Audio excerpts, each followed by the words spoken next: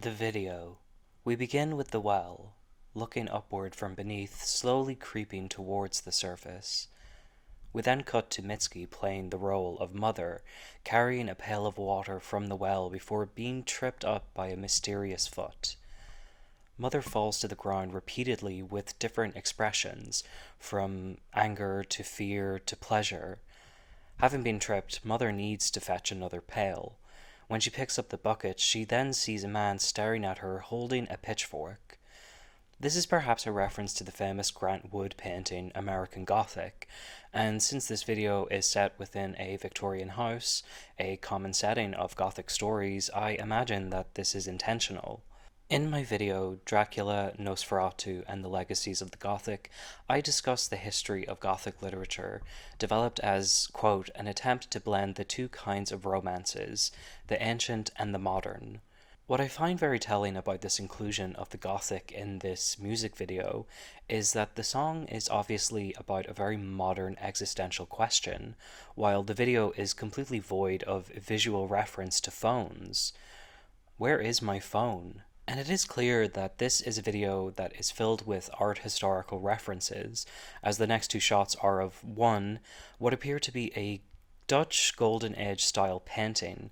I did try to see if this was a replica of another famous painting, but I wasn't able to find anything, so I'm assuming that this was an original piece that was included in the video. And two, a veiled statue, perhaps of the Virgin Mary, and finally shot number 3 is of grandmother before we return to the well, only this time we're looking into the depths as mother finally fetches her pail. As mother walks into the house, she ignores the postman, or mailman if you're from the States, as Mitski is. After mother has gone inside, we zoom out on a view of the whole house, which is, one, a really gorgeous, it's a very nice house, but two, is being viewed through what appears to be a telescope. This telescopic view is indicative of a voyeuristic perspective. Back inside, mother is horrified by her own reflection in the water. Horrified, then enraged. Mother climbs the stairs one step at a time while performing a dance mimicking the search of pockets before holding her head in a sense of distress. While grandmother is admiring the chandelier, we also see a photograph of our three characters, grandmother, mother, and daughter. Grandmother looks with a slight sense of tragic acceptance. Mother, looking right at the camera, looks with a worried, disheveled demeanor, and daughter, resting her head on mother's shoulder, perhaps wanting to comfort mother, is maintaining a contentment.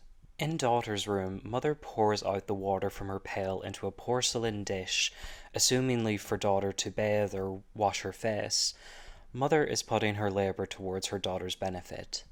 Both mother and daughter admire daughter's youth and beauty in the mirror, as if it is something treasured by both of them. It is at this point that we get more shots of art. One piece that I find particularly interesting was the inclusion of the Pieta, a common topic in Christian art of the Virgin Mary holding Christ after he has been removed from the cross. Why I find this inclusion interesting is that the depiction of Mary in this statue, at the time of her life with an adult son, she would naturally be an older woman, and yet in the Pieta, Mary retains a very youthful image.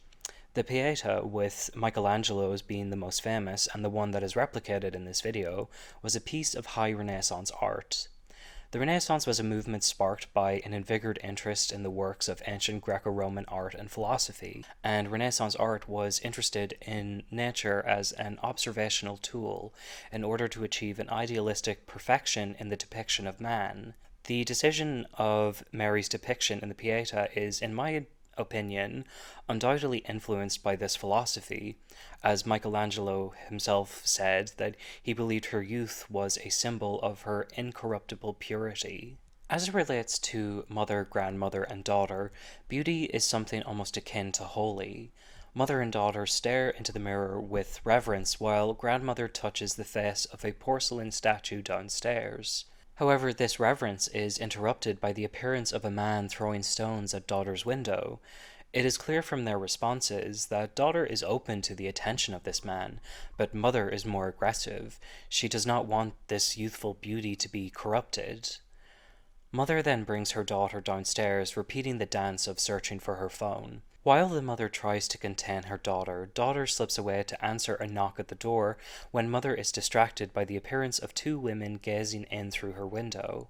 When mother realizes that daughter has slipped her grasp, she makes these grand theatrical gestures, which, in my opinion, are reminiscent of the movements of German expressionist actors in films like Nosferatu or The Cabinet of Dr. Caligari. However, when mother attempts to get daughter, grandmother appears behind her and clutches onto her just as mother had clutched onto her daughter. It would seem that grandmother is trying to stop mother's control over daughter and her prevention of the outside world from getting into their home. However, the damage is done when mother reaches daughter. They all fall to the ground, smashing the milk bottles. The milkman has just delivered, and now the milkman is inside. The outside world has infiltrated. Daughter has cut her finger on the broken glass, and mother proceeds to drink it, not unlike a vampire, another popular gothic figure. Mother leads her daughter to the kitchen, leading with the cut finger, as grandmother crawls on the ground, seemingly searching for a cable that is along the skirting board. Meanwhile, outside, along comes the choir over the grass, wearing all black. The mother and daughter arrive to the kitchen, and mother is horrified when she realizes that the milkman is in her home. At the same time, the man who is throwing stones also reappears at the kitchen window. While daughter remains seemingly open to his interest in her, which appears to be more sexual than romantic, the choir now makes their way into mother's home. Mother comes out of the kitchen, and when she sees that her home is becoming overcrowded by the outside world, she holds daughter and mother to her, not unlike in the photograph from earlier. Now the stone-throwing man has made his way in through the kitchen window, and he's brought a friend. The tranquility of mother's home has been lost, and now her house is like the home for mother. Mother's rage is building up with the frustration of this lost tranquility. As the men and the choir are kissing, and the women are gossiping, and the milkman is just, trespassing, because why not? Mother finally snaps when the stone thrower looks towards daughter with a sexually charged lick-lipping. Lick-lipping? She charges him and climbs on top, beating him to a pulp before being wrestled off by the crowd inside her home. While she is attacking him, we also get this really strange and kind of creepy shot of a figure on the stairs waving their arms. Their face is kind of hard to figure out. I think they're wearing a mask of some kind because, in researching this video, I've watched Where's My Phone a lot on slow speed, and that face is just very hard to make out clearly. It kind of reminds me of the demon mask from Noroi, a really great, creepy Japanese horror film. I highly recommend it. So, as I am editing this video, I actually noticed something that I never noticed before. I thought that this was the first time we saw this figure, but actually, earlier in the music video, when mother is leading daughter to the kitchen after she has cut her finger, you can see this in the background, and it actually shocked me for a second.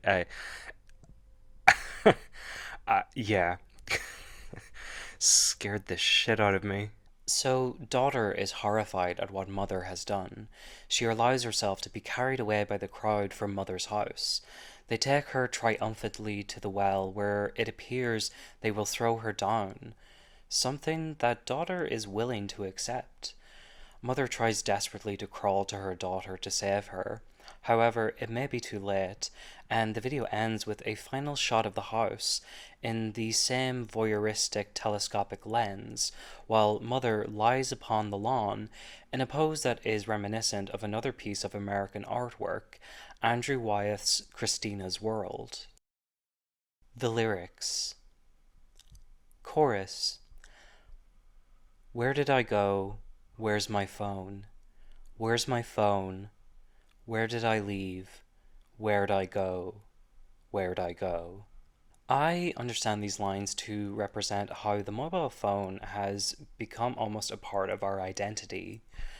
We go everywhere with our phones. Our time is occupied with our phones. What started out as a communication tool has now become a part of our aesthetic and our engagement with wider society.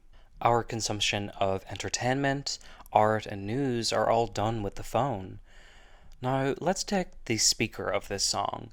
They begin asking, "Where's their phone?" a seemingly innocuous question, to questioning the very memory of their activities.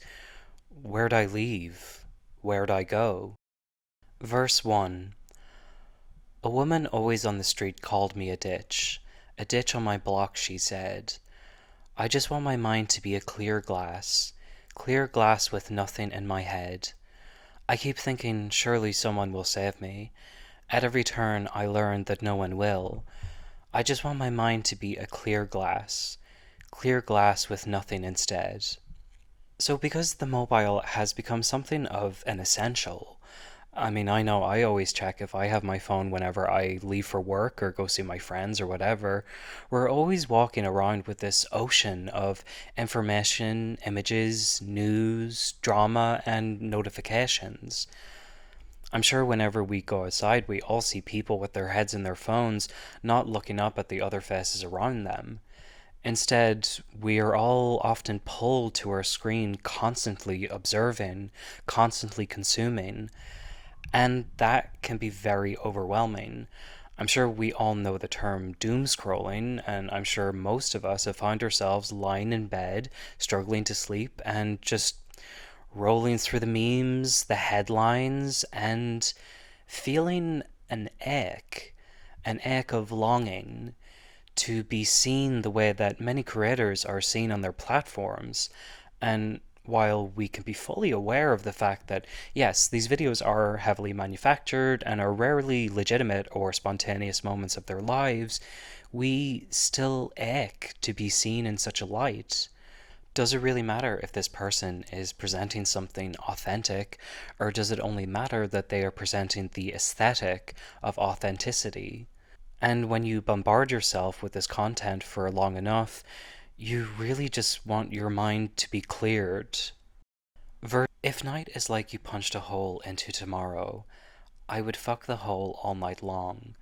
I'll stay out until my mind is like a clear glass with nothing going on.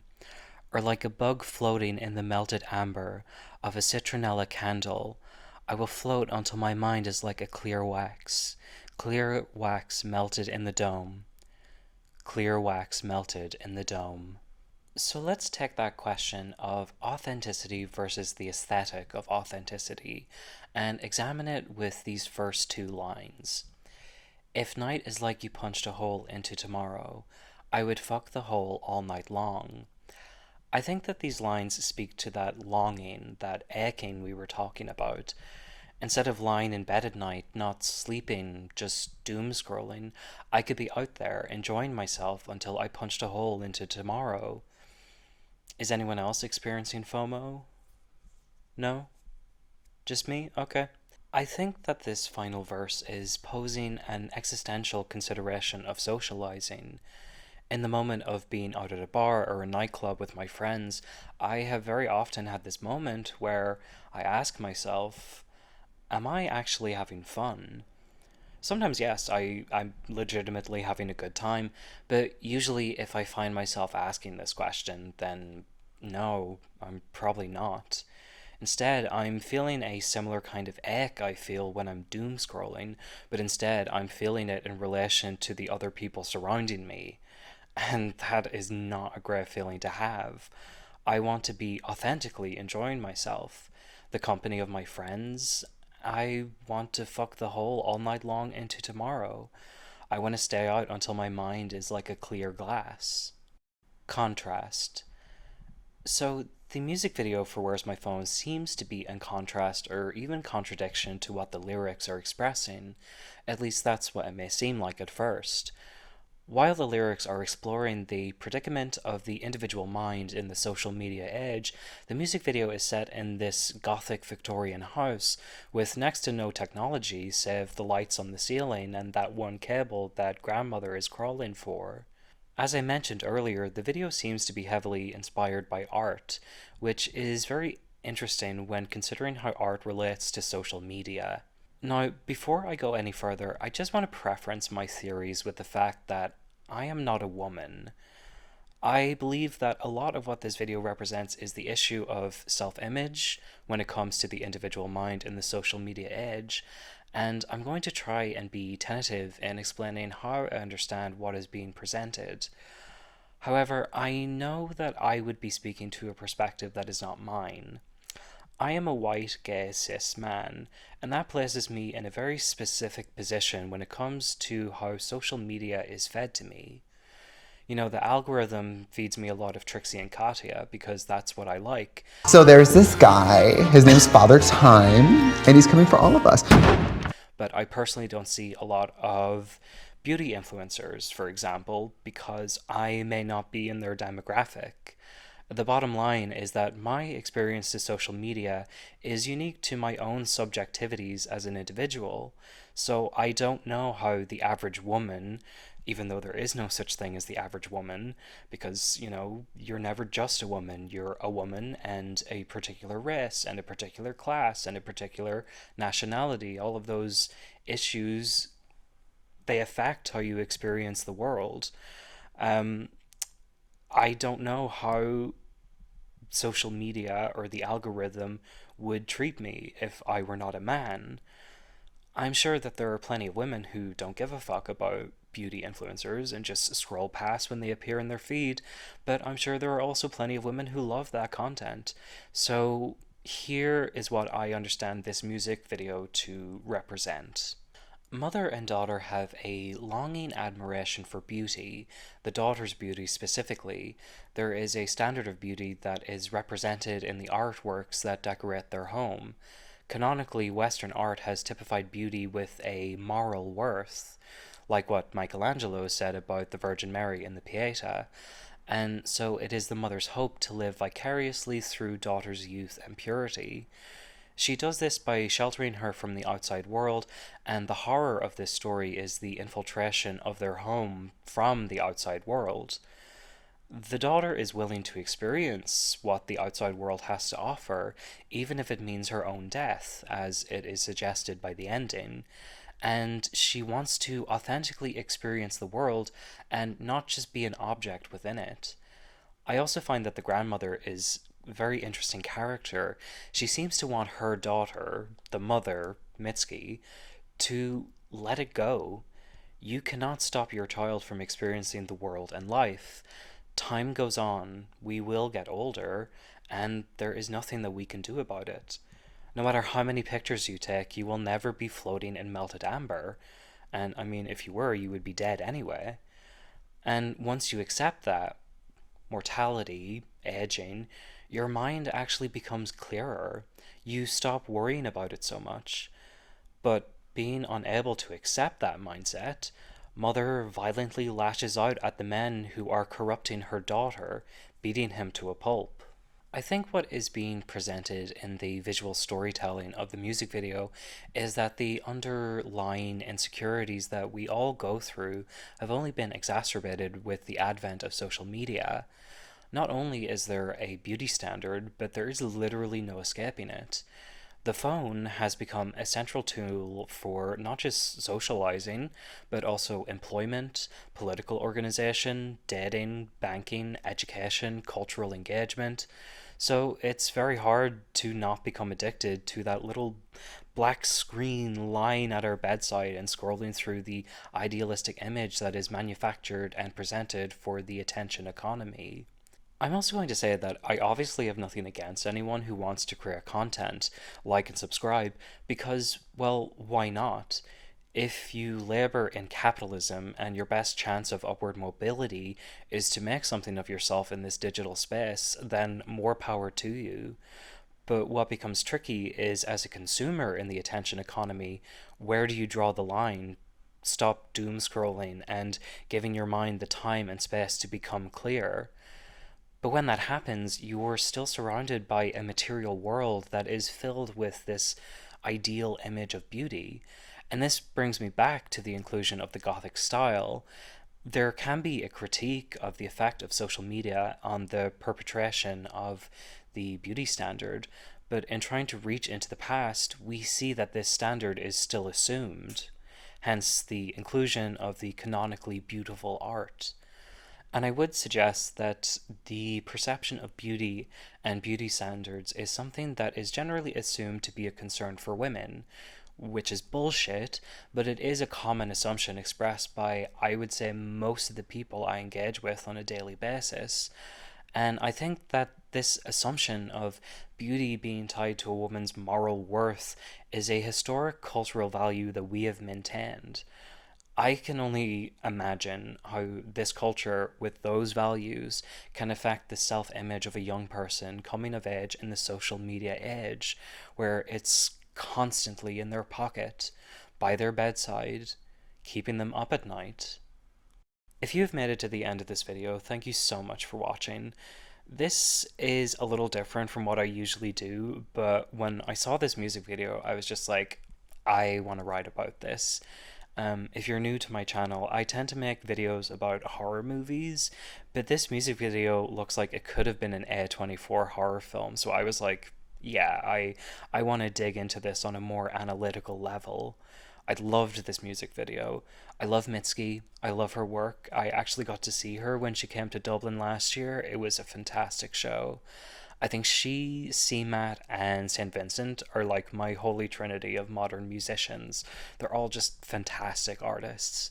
But I'm also really curious as to what you thought about my projections onto Where's My Phone.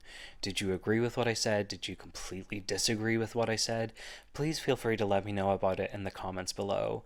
And I hope to be back again with another video very soon.